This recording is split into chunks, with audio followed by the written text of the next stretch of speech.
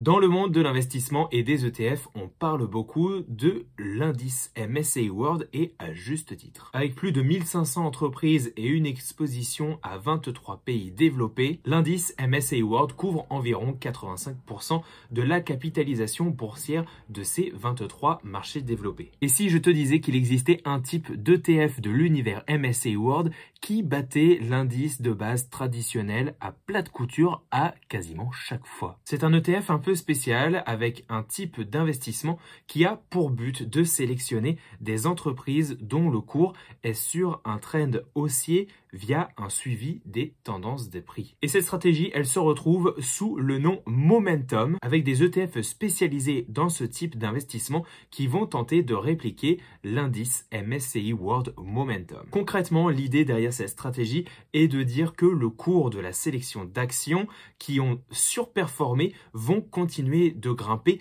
peu importe la valorisation de celle-ci. Alors je t'avoue que moi je prête énormément d'attention à la valorisation, donc ça m'a un petit peu éveillé ma curiosité et j'étais même un peu sceptique, mais en regardant les performances de l'indice MSCI World Momentum comparativement à celui du MSCI World, eh bien, je me suis retrouvé un petit peu sur le popotin. Et justement, au programme de cette vidéo, on va voir plus en détail ce qu'il se cache derrière cet indice MSCI World Momentum. On va voir si l'indice est suffisamment diversifié. On va également voir quelles ont été les performances passées comparativement à l'indice MSCI World. Ensuite, on va regarder quel est le top 10 des entreprises qui ont le poids le plus important dans celui-ci. Et puis, je t'ai sélectionné deux ETF qui vont venir tenter de répliquer de manière la plus fidèle possible cet indice MSCI World Momentum et on verra quel est le meilleur de ces deux ETF en termes de frais sous gestion, en termes d'encours et également en termes de performance. C'est le programme de cette vidéo. On commence tout de suite.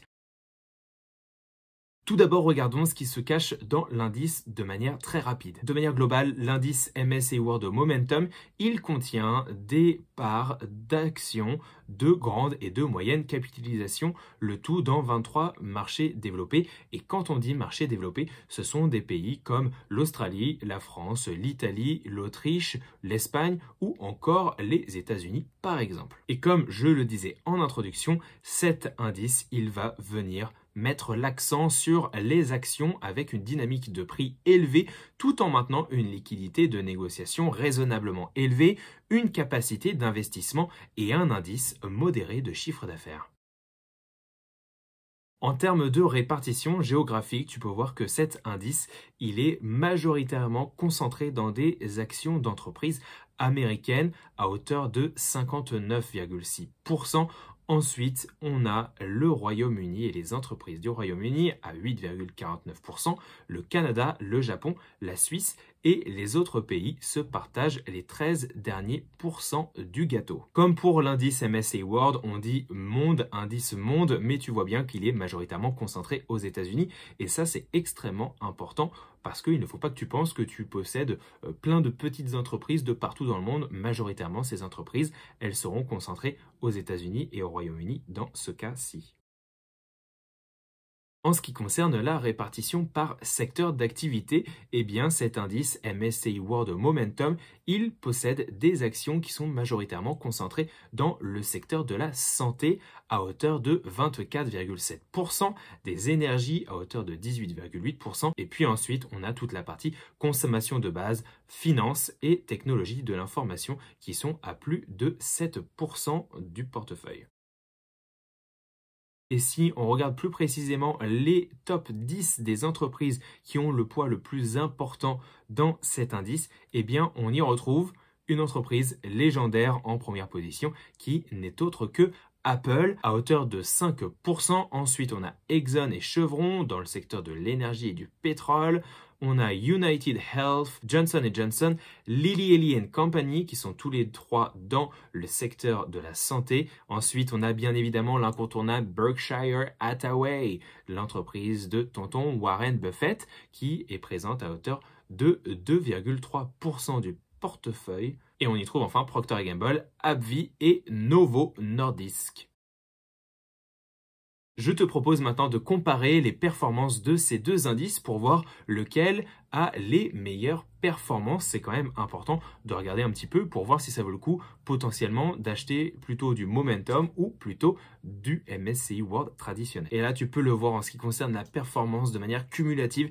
Eh bien, le MSCI World Momentum a tendance à enregistrer des performances qui sont supérieures à celui du MSCI World et ça se voit véritablement qu'il y a une sorte de rupture entre les deux performances de ces deux indices à partir de l'année 2016-2017 où on voit que l'écart commence à se creuser entre ces deux indices. Et tu peux le voir sur l'écran de droite que sur les 14 dernières années, eh bien, l'indice MSCI World Momentum a battu l'indice MSCI World à 9 reprises. Et personnellement, je trouve que c'est hyper intéressant de voir que cet indice, eh bien, a tendance à battre l'indice MSCI World. Par contre, un élément à prendre en compte, c'est que l'indice MSCI World, eh bien, il regroupe plus de 1500 entreprises, 1511 pour être exact au moment où je fais cette vidéo, mais l'indice MSCI World Momentum, lui, il n'est composé que de 345 entreprises. Je te propose maintenant de comparer deux ETF qui vont tenter de répliquer cet indice MSCI World Momentum. Je t'ai sélectionné le iShares Edge MSCI World Momentum Factor et le Xtrackers MSCI World Momentum Factor. Les deux ETF ne sont pas éligibles au PEA mais sont disponibles sur les comptes titres ordinaires. Et regardons un peu plus dans le détail ce que ces deux ETF ont dans le ventre. Les deux ETF sont tous les deux cotés en euros. En ce qui concerne la date de création, celui de l'iShares a été créé en octobre 2014 et celui du Xtrackers a été créé en septembre 2014. Donc on est à quasiment ex-aequo en termes de date de création. Par contre, en ce qui concerne la taille du fonds, le compte de l'iShares fait quasiment le double de celui de Xtrackers. Donc, avantage pour le moment à l'ETF de l'iShares en termes d'encours sous gestion. En ce qui concerne les méthodes de réplication, on est tous les deux sur des méthodes de réplication physique avec échantillage optimisé. On a une domiciliation de ces fonds qui sont tous les deux en Irlande. Par contre, regardons ce qui se passe du côté des frais de gestion. Et là, ça change un petit peu. Le iShares a tendance à être plus cher que celui de Xtrackers, puisque les frais de gestion de Xtrackers sont à 0,25% et ceux de l'iShares sont à 0,30%. Donc cette fois-ci, léger avantage pour le Xtrackers en termes de frais réduits. Et en ce qui concerne la volatilité, eh bien là, on est sur du quasiment ex-aequo, mais le Xtrackers fait un petit poil mieux en ce qui concerne la volatilité. Alors très bien, pour l'instant, tu peux te faire un petit peu une idée avec des frais de gestion un petit peu plus chers du côté du iShares, mais un encours sous gestion plus important. Par contre, qu'est-ce qui se passe du côté de la performance? Et ça va être très important à regarder. Ce qu'on peut voir, c'est que sur les 6 derniers mois, eh bien, le Xtrackers a enregistré une meilleure performance que celui de l'iShares, puisque on a une performance alors négative, mais de moins 10,91% avec un écart de 0,03% entre les deux ETF, c'est véritablement minime. En ce qui concerne la performance sur un an, c'est toujours Xtrackers qui enregistre la meilleure performance, bien qu'on soit toujours en performance négative. Du point de vue de la performance sur 3 ans, c'est encore pareil. C'est le Xtrackers qui enregistre une performance positive de plus de 30,10% comparativement à l'iShares avec 29,84%. Et c'est un constat sans appel pour le Xtrackers qui bat à plate couture, peu importe les périodes, le iShares, puisque sur 5 ans, la performance de Xtrackers est de 75,20%, alors que celle du iShares est de 73,85%. C'est comme je te le disais, un carton plein en ce qui concerne les performances au moment où j'ai enregistré cette vidéo du côté de Xtrackers. Et donc, si je devais sélectionner un ETF qui va venir tenter de répliquer l'indice MSCI World Momentum, eh bien, ce serait le Xtrackers, tout simplement parce que l'on a des frais de gestion réduits. On a également une volatilité qui est légèrement un poil en dessous de celle de l'iShares. Et puis, en termes de performance, l'ETF Xtrackers a battu à chaque reprise, à chaque période, l'ETF de iShares. Donc, je sélectionnerai moi personnellement cet ETF si je devais le choisir, même si le montant des encours sous gestion est inférieur à celui de l'iShares. On a quand même un bon montant de plus de 700 millions d'euros sous gestion, donc c'est quand même pas mal. Voilà ce que je voulais te partager aujourd'hui dans cette vidéo.